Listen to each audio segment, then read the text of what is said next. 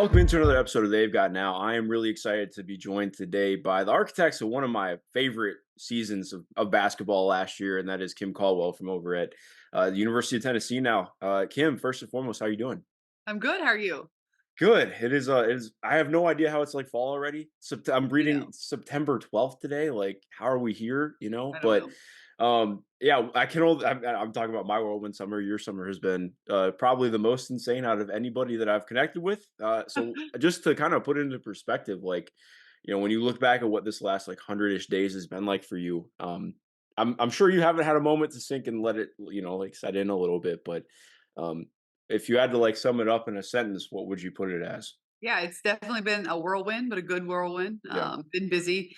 We just did this transition kind of on a smaller scale of going from Glenville to Marshall, and then you do it again, and that has its benefits because like there's an end, and that there's seasons and you're going to do a lot of media when you first get here, and then it's going to settle down, and then you're going to be more at home, more comfortable once you get into basketball season and you're playing games. And so just looking forward to getting to that point. But it's been great so far. Everything here has just been amazing, far better than I ever could have imagined. Yeah, it was cool. I was talking to Eric before we popped in, and I was like, when I first kind of got put on to Kim last year, I'm the kind of person I want to learn as much as I can about anyone or anything. So I like just queued up every YouTube interview I could find. It was like five at midpoint of last year that weren't post game pressers from Yeah. Marshall. And then going through like for today, I was like, man, I don't even have time to get through all of this. Yeah. So it's cool seeing like the way that that's gotten to blow up. I wanted to ask too. Obviously, I mean, UT has one of the greatest player base, just alumni bases in the country. Is there, a particular moment or conversation that has maybe stuck out to you most that's like, wow, this is pretty cool. Yeah, I think that the day I got the job, and anytime you go through a transition, you win a championship, something great happens in your life, like your phone kind of blows up. But I mean, it was just the outpouring of former players, the new players, the former fans, new fans, the alumni here, just the rich history of how many new people that took time to text me and say congratulations, thank you for being here, we're excited about you. It was overwhelming, but it was great. And I wish I could just go back and slow down and read all the text a little slower, just because it was so special. Yeah, no, I can only imagine, like, especially too, like the way that that all happened so fast too. Like from the outside looking at it, it seemed like you can feel like it slowed down, but like I can't even imagine like that kind of turnaround over like the course of a week. Yeah. How do you handle that in the moment? Because that's got to be like kind of nuts, right? Like you just come off this incredible season. You already, you're already preparing for the next one as soon as that ends, right? And so then you have to kind of readjust on the fly. Like, how do you kind of handle that? Yeah, that is really hard. You're in the moment of celebrating a championship, celebrating one of the best seasons Marshall has ever had. You're working on a banquet, you're working on designing rings, you're still recruiting, you're trying to rebuild, reload, do it again. And you're all in. You're locked in on that. And you're trying to just take a breath for a second because you've been like nonstop basketball. You get this tiny little window between the time your season ends and the final four to kind of reset, and then you're back at it. And then in the midst of that, oh no, you're not going to do that. You're going to do this instead. And so then you get on a plane, you pack your suitcases, and I didn't go back. I've never been back to the house I was living in. It was packed up and sold before I got a chance to go back to Huntington. And so it does happen that quick. But I think you just have to say goodbye to one chapter and start the new one right away, which is really Yeah. unique in our profession. Yeah, it's interesting, like you say, because I think like just I don't think the coaching carousel gets enough credit sometimes for how insane it is. Because I was talking to Johnny Harris from Auburn the other day, and she was talking about her transition from A&M to Auburn. She's like, yeah, we're coming off losing in the Elite Eight. I wake up 3 hours later the next morning, do my start doing the player evals. So we're meeting with each player individually, and then I have to run from that, throw on a brand new set of clothes, and do my first interview with Auburn. And Yeah. it's like that all happens within 24 hours, and like that kind of stuff is just that doesn't happen anywhere else. No. It's pretty different. No, it doesn't. I mean, we're saying goodbye to our team. We're in the gym. We're crying. We're hugging. You end that chapter, and it's sad because you formed great relationships with your players, and then an hour later, you're on a flight. You're here. You're meeting your new team. Like Yeah, it's very unique. definitely. And speaking on meeting a new team too, I think part of what was so interesting is like assembling an entire new team around you as well. Starting with the staff, because to me, like I think, there's it's one thing to build a staff out. Like a lot of people were with you at Marshall have been it with you since Glenville, and obviously you brought a lot of the same people, but also expanded a lot out. Like staff is quite literally twice the size of Yeah. last year's staff. You have 14 people, including support staff this year, and obviously that goes outside of people who are just listed on the website. But like when you're building out a new staff like that and just trying to get new people in and people that you trust and that you're excited to work with, like I feel like that's I mean, obviously as important as building out the roster. But how do you go about doing that? Because that's obviously you have to add a lot of people, but quality people to really set the foundation. Yeah, that was definitely the most stressful part, without a doubt, is making sure that you got the right people around you. And I was really blessed and fortunate that we had a core group of support staff that was here, and they kind of got me through that. It felt like 2 months that I was here, kind of without an assistant coach, but they got me through that transition. So Hmm. we got to keep them some familiar faces that know a lot about Tennessee that I don't know, that have been here before, that have done the travel, that have done like season by season. So though that's huge for us. And then assistant coach wise, you want to bring who was with you because they helped you get here. Yeah. And I was really fortunate that a lot of the people that I had at Marshall were also with me for a period of time at Glenville, not the whole time, but for a period of time. So they knew me. They were always part of our success. So it was important to, hey, I'm not just going to get this job and change up. You helped me get here, so I'm going to bring you along. And then I also needed to add some really strong recruiters, people that knew the SEC, people that had a lot of ties that I didn't, because it's one thing to jump from Division 2 to Division 1. It's a completely different animal to go from mid-major to high major. Hmm. And I learned that very quickly within the first 12 hours on the job. And so I knew I needed some people that knew people that I didn't. Yeah, no, I love that point because, like you mentioned, I think so often for people who have okay, if they've been an assistant somewhere, and they go and they make the leap to being a power coach, like okay, cool. Well, you still know all of the people who have been in the Yeah. transfer portal that are going to be at your level, or the people who've been recruiting. Like, I think part of what makes this so unique is like pretty I mean, and this is not like not denigrating Marshall. Marshall's a great school, but like these are just kids that were never going to look at Marshall for the most Right. part. That is just completely different. So it's an entirely different base of players, like you're saying. But I think that's what made some of your hires very exciting. Because I know like anyone I talk to, Rome is one of the best recruiters in the country. So like bringing him in automatically, I was like, okay, wow, this is legit. So like building that part out too, like how did you go about finding like I'm sure you have like a really great connection of like knowing these people, but also finding the people and going like, all right, who do I really need to bring in to say I want to be the best recruiting place Yeah. in Tennessee? And so you make a lot of calls. I didn't know Roman and I didn't know Gabe, and I had never really spoken to them before.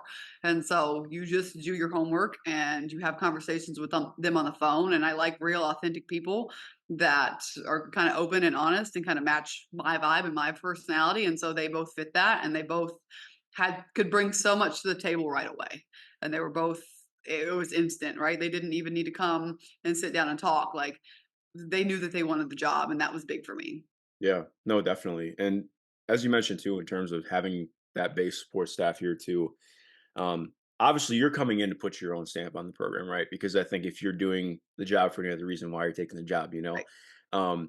but bridging that gap between, like the people that have been here before and also establishing yourself, how do you kind of go about that? Because I think that's, easier said than done in some Yeah. ways. Like you want to build off of what is here and what's been here and what has made this program great, but also like you're here to do it your way.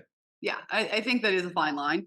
And I think sometimes you can get caught up, oh, this is how they've always done it. This is how we should do it. And so Hmm. you have to kind of listen. The one thing I have learned, just even at Marshall, I learned a lot. Like, listen before you just say, hey, this is what I want to do because this is how I do it. Like, Yeah. there's probably a really good reason for why they have done it this way. And if the reason doesn't match up with our philosophy or something we want to do, then we're going to go the direction.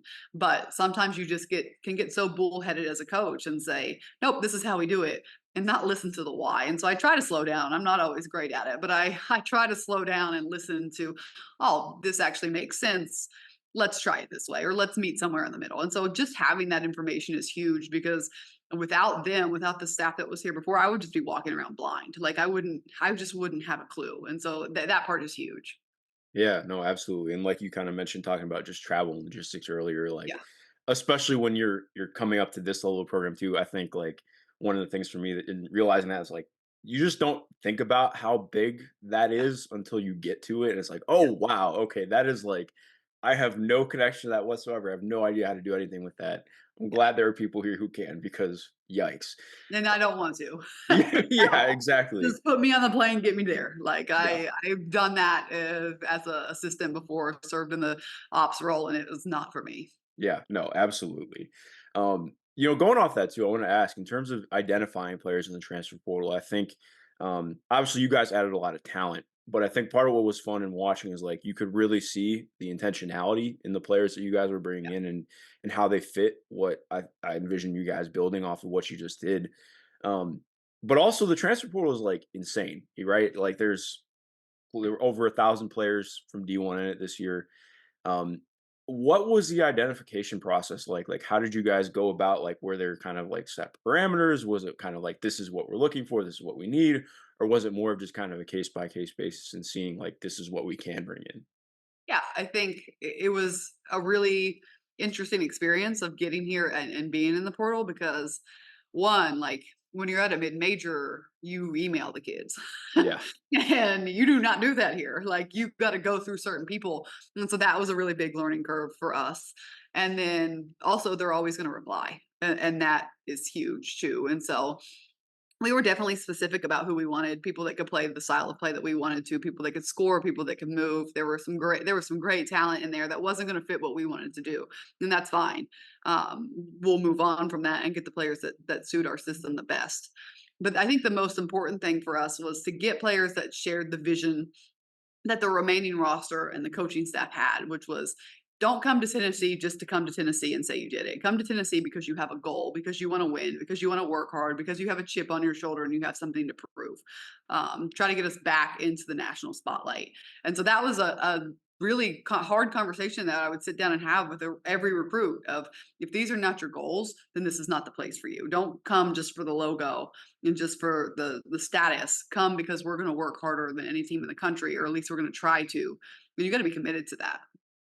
yeah. I think part of what's so interesting too, and that stood out a lot in anything I've seen from you is how honest you are with people, and I appreciate that because I think, and I mean that in the best way, because like for Yeah. me, like I don't know, I was the kind of player I didn't want to hear BS from my coach. Like I wanted to know, like, okay, what is the truth? What can I work on? What can I get better at?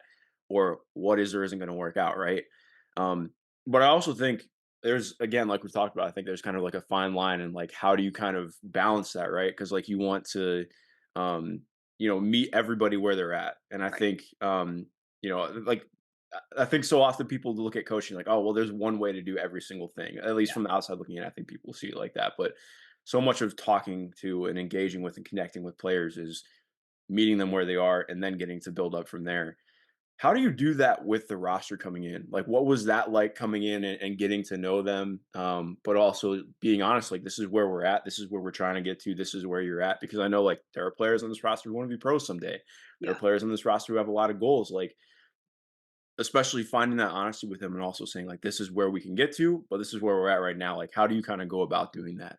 Yeah, I think you have to do it almost every day. Yeah. This was a bad practice. This is going to finish eighth in the league. This was a great practice. This is where it needs to be, and you do that across the board, and you have them kind of rank themselves. And then you have individual conversations, right? Because everyone is going to be on a different scale, and you meet them where you're at, and you meet them with empathy, but you also are very realistic of like, hey, you were terrible today. Hmm. Let's do better tomorrow. And there's nothing wrong with being terrible. There's nothing wrong with failing. There's nothing wrong if your team loses every drill. Fine, let's fix it. Like, let's identify the problem and let's fix it. And so just being really honest with them. And when they have a great practice, tell them. They have a bad practice, tell them. And just making sure that, like, sometimes as a coach, it's so hard to coach every little thing. Like, oh, I can let that slide. I can let that slide. Like, I can turn the corner. This isn't going to matter. But when you want what is best for all of your players, you have to coach them on everything. And you don't have to scream it. You don't have to get in their face, but they need feedback on every single thing. And if they're serious about it, they're going to change it. Yeah, no, absolutely. And I think part of what stands out too, like for what you guys do, consistency to me is like the most Yeah. important part. And that's part of why I loved watching what you guys did last year because if you don't have that baseline of consistency, you're not going to be good at what you do, right? Right. But establishing that baseline of consistency, like I just want like because again, like part of what stood out so much with last year is like this it was not a team of transfers. You took a group that had been kind of middle in the pack the year prior in the Sun Belt and you were able to get them to play like a completely different level and style. And I think that's part of what's exciting for looking at this group at Tennessee Yeah. as well. But like establishing that baseline of consistency and finding that energy, what does that look like kind of just every day? I know we hit it on it a little bit, but especially like, finding like, okay, no, there's a level we are going to be at regardless of whether or not shots are falling. Yeah, I think it takes a lot of time, and that's sometimes why our November record is not the best. It does take Mhm. time to figure it out. It takes time to embrace your role. But I mean, our practices are crazy. Like our practices are full court, nonstop, diving on the floor. It's a spectacle. Like games are supposed to be easy compared to our practices. And so we kind of set the standard every day of like, nope, this is what we're going to do. You don't do it right, do it again. You don't do it right, do it again. And that you're going to get coached up from everyone in the room. And so just making sure that they get that, because not only do you need consistency, you don't need consistency in 6 players, you need it in 10 to 11, Yeah. right? You need your 11th player to be able to step on the floor and have confidence and provide something to the team, whether it's 4 offensive rebounds, an open three, or just don't mess up, right? But you need something from everyone. And so, like, you have to be dialed in every practice. You can't hide in this program. Yeah, I love you hitting on the confidence piece because I think confidence is such a big part of consistency, right? Like if you're able to know like this is what I do and this is what I bring to the table, it's a lot easier to do it every single game and every possession. But how do you build that up in players, like 6 through 11? And obviously like everyone, but I think especially like when you have players who are transferring in who maybe they like obviously I'm sure they're built and bought into the vision of what they can do here, but like maybe that wasn't how they were used. Maybe they were kind of underutilized where they were at. How do you establish that in them? Like help kind of build up like no, this is where you can get to. This is the confidence you should have because you're capable of that. So we'll do it like a multitude of ways. Well, it'll start like in the recruiting process of just being very honest and saying, we're recruiting you to come play right away. Like you don't get a year to come and sit and develop. Like you're going to be thrown in the thick of it. You're not a freshman. Like freshmen in this program do not exist. You're going to come and you're going to play a lot of minutes. And we have that conversation, and that's not for everyone. Some people want to come and they want to sit and they want to develop and they don't want to get thrown on the floor. So we have that conversation. And then we also really try to take like some coaches or some players more so feel like they're put in a box of this is Mhm. what you can do. And we really try to let people out of their box. Like you can do anything and everything you want to do within your skill set, and you let them do it and you turn them loose. And right now we're all turned loose. Like we are all trying to shoot it, drive it, dribble it, bring it up the floor. Like it's a hot mess. But you do that up until a point, and then you sit down and you watch film and you say, these are your strengths. Let's play to your strengths. And players know by that point in time, no person wants to go out on the floor and fail. Nobody wants to turn it over. Nobody wants to airball a shot. And so just making sure that they're very aware of like, these are your strengths. Let's play to your strengths. And we'll talk about it publicly in front of the whole team. We'll watch film privately, and just making sure that people know what their roles are and what they bring to the table, and they embrace those roles of like, hey, I'm an offensive rebounder, and they wear that with pride, or hey, I'm a rim runner, and they wear that with pride, and they all play their roles.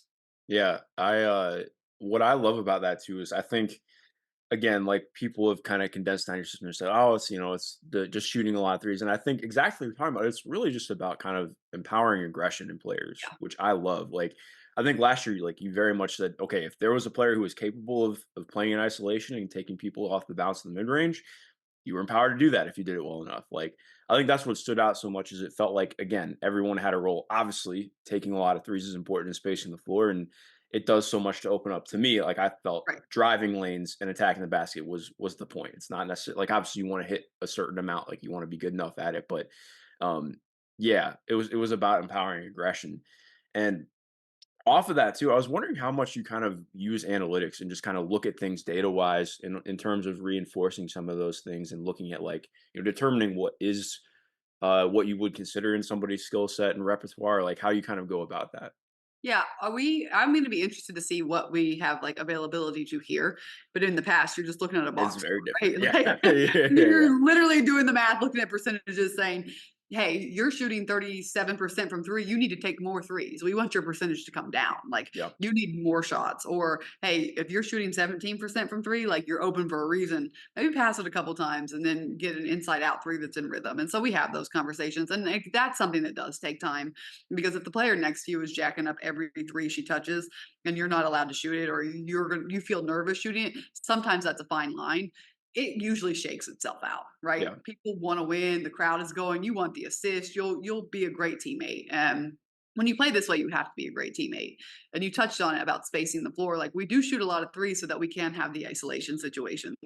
Like, so you have to choose. You're going to help off a 3-point shooter or you're going to be a driver. And as we build this, hopefully our personnel will be matched up perfectly for that because you need every player. Like you need the player that's going to crash. You need the player that's going to get deflections. You need the player that's going to hit the threes, even if she can't dribble. Like you need that player that can do that. So she's going to create space for you. Like there's a role for everyone, and everyone needs everyone.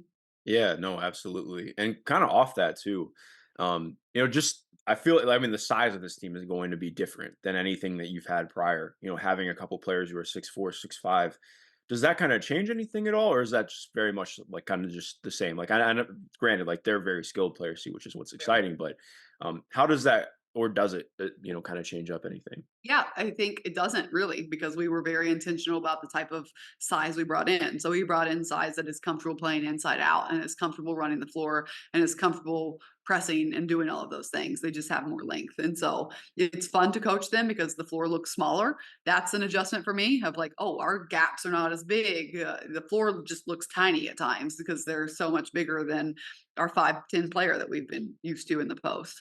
But no, it's not really going to change a lot because they're here because they can play the way we want to play. Yeah, that's exciting because I was a big fan of have been a big fan of Lazaria Spearman, and I think Yeah, she again that was the yeah, player I watched. Was like, oh, I really like that pickup for yeah. you guys. So I think that's somebody who people probably don't know as well about right now, but Right. will pretty soon. She's getting better and better, like Yeah, just night and day. yeah, I'm excited. I wanted to ask too, in terms of just player development, because you've Mhm. hit on quite a few times in terms of looking at individual film together with players. What is your approach in terms of kind of finding that development with players? Like again, like we talked about, meeting them at their level, but also um, you know helping them to like I think a lot of what your system is just knowing basketball, right? Yeah, Like being able to play play. basketball. And I think again, not that I mean everybody in the country knows basketball if they're at D1, but I think it's different, right? When you have to be the decision maker on the floor and you're not playing in a set as much. So how do you kind of teach that? Like what is the teaching process like for you in looking at player development? No, absolutely. My whole coaching philosophy is I'd rather have great players, not great plays. Right? I don't really want to be relevant during game days.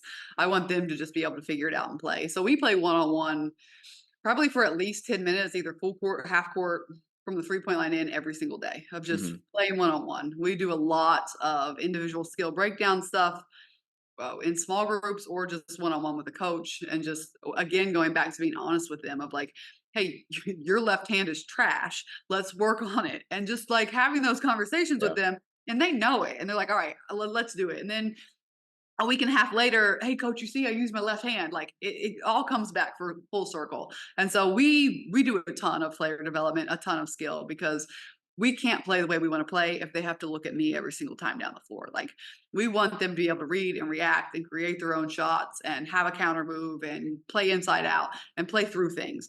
And so you have to have players that are confident in scoring multiple ways to be able to do that. And so player development, skill development, I mean, passing, ball handling, shooting, creating your own shot, all of that is something we do all the time because we don't have a thick playbook. So instead of running through our sets, no, we're going to play one on one. We're going to get shots up. We're going to work on you as an individual. And I think that will help too in the recruiting process of our players that do want to go to the WNBA, that you're going to get better here. You're not going to come here and be the same player that you were when you were a freshman. And there's so many times we recruit transfers. We say, did you get better at your school? And they say, no. Well, you're going to get better here. And our players that are here have already gotten better. And they know that. And they'll be the first to tell you of like, hey, my teammate got better. I got better. We're going to continue to get better. And they embrace that and they like that. Their bodies have changed. They have a better skill set. They're playing great basketball and it's only going to get better. Yeah, no, I absolutely love hearing that. And kind of like you mentioned, the conditioning process is something I'm really interested in. Like what is your guys' approach been for that? Because again, for people who haven't watched, I think you hear press and you can see stuff, but like I you guys were the only team I think I've ever watched that will consistently press off misses. Yeah. So like that's just a different level of conditioning. What is that like in terms of kind of setting that up? Obviously, I don't like you have a strength and conditioning coach. Yeah. That's an entirely different job. But like, what does that look like in terms of getting people up to that level of being in shape to play the way that you guys want to?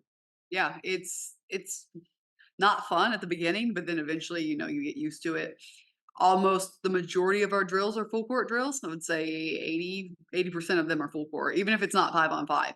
If it's 3-on-3, we're going full court. If it's 2-on-1, we're going full court. And so we're just really working on using the whole floor because obviously that's the way we play. We've decided to use the whole floor the way we play. So why would we practice in the half court? Which gives us an advantage because the majority of other teams are practicing in the half court.